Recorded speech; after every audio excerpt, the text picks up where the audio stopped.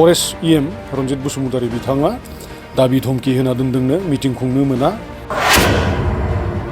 धमकिया जाबाय बे जे नोंथांमोना जुदि बिपिएफनो एबार भट होबायबाना गासैखौबो उसेट खालामजोबगोन होननानै बिथाङा धमकी होदों। बिनिखायनो बिथांमोना ओंखारबोआखै।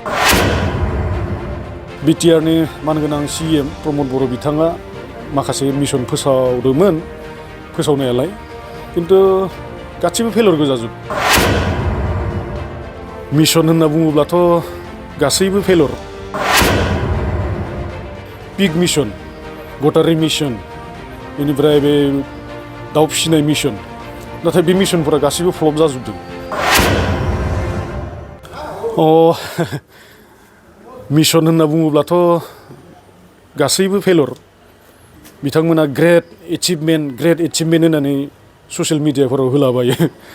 जोबोद फेलर। नाथाय बिटिआरनि मानगोनां सिएम प्रमद बर' बिथाङा माखासे मिशन फोसावदोंमोन फोसावनायालाय, किन्तु गासिबो फेलर गोजाजोब। पिग मिशन, गटारि मिशन, बेनिफ्राय बे दाउ फिसिनाय मिशन, नाथाय बे मिशनफोरा गासैबो फ्लप जाजोबदों। मोनदों सोरबा बोरमा माथाम माब्रै मोनदों, सोरबा अमा मोनदों, नाथाय बे अमाफोरा लास्टिं खालामाखै। दाख्लैबावै जोंना बरखातायाव सासे एक्स एनडिएफबि, जायनि जाहोनाव बिथांमोना 34 बोसोर हाग्रा बंग्रायाव थानानै जातिनि हत्याखौ जियायना लाखिनो थाखाय बिथांमोना आन्दलन खालामबोबाय। आन्दलन खालामनाय सत्तेव दाख्लैबावै जोंनि बरखातायाव सासे एनडिएफबिनि हार्डक'र मोनसे समनि दैदेनगिरिया अमा मोननायनिफ्राय बन्सित जानो गोनां जादों। बिथांनि नामा फैखादोंमोन, फैनायाव बिथांमोना दानना होदों। थ' बेनिखायनो जों बुंनो थाङो बिदि एनडिएफबि सासे केडारखौ बिदि अमानिफ्राय बन्सित खालामनाया जोबोद लाजिनांथाव बाथ्रा जादों बियो।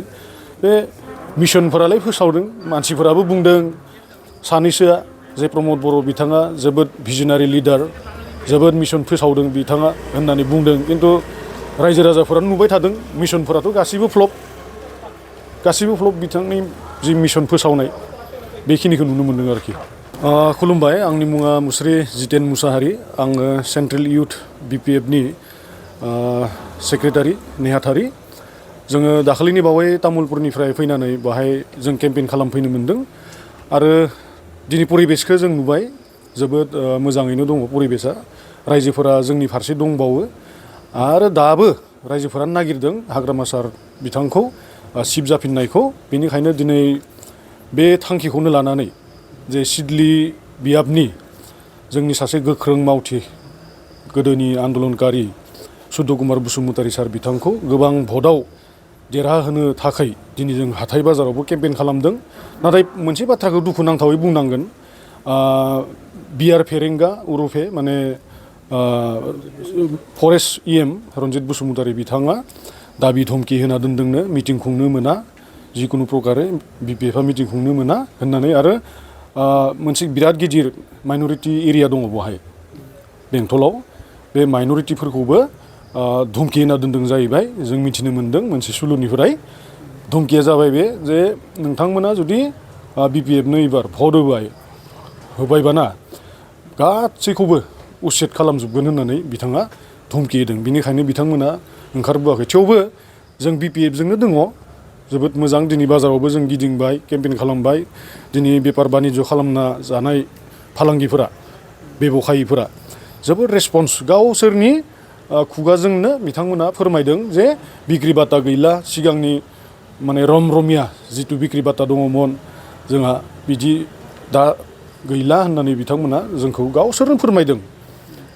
आरो बेखौ बिथांमोना बुंनो हायो जोंखौ बिसोरनि बे साजायनाय, सोरबा बिसोर बुंनो थिनग्रोदो ओरै थांग्रोनानै होननानै बुंनो हानाय, बिसोरो साजायनो हानाय। नाथाय बियो साजायनाय नङा।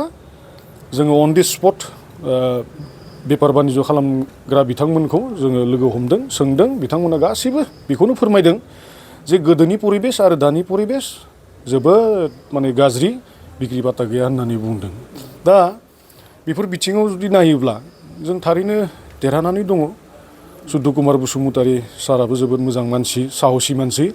आरो बिदि मानसियानोथ' जोंनि मोनथा दाबि दुबा जोंनि गांनाय उखैनायखौ एसेमब्लियाव थांनानै एसे टिबुल सोयै माने दाबि दुबाखौ पुरन खालामनो हागोन बेखौ मिजिंथिदों रायजो राजाफोराबो आरो जोंनिफ्रायबो गोख्रोङै बाहागो लादों। जोंनि इयुथफोरा बाहागो लाफैदों टाउनफोरनिफ्राय फैनानै आरो लोगोसे मैया दाख्लै गुबुन गुबुन जायगायाव प्राइमारिफोराव मिटिं खालामहैदों जोबोद मोजां रेसपन्स रायजो राजाफोरनि।